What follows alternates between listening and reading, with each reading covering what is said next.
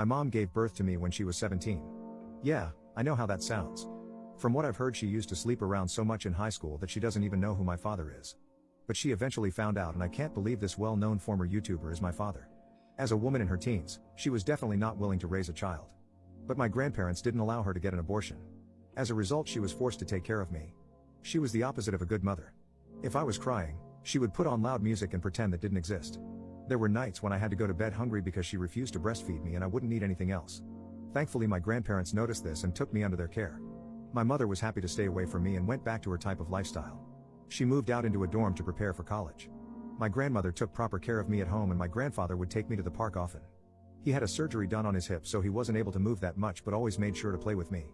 I consider them my real parents and will always be grateful to them. When I was 4 years old, they hired a babysitter to take care of me because they had to attend a wedding.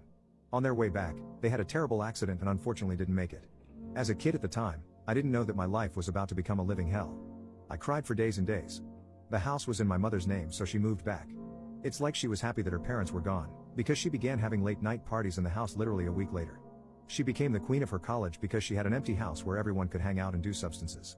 At that time, I still wasn't over the passing of my real parents, so I would cry violently in my room.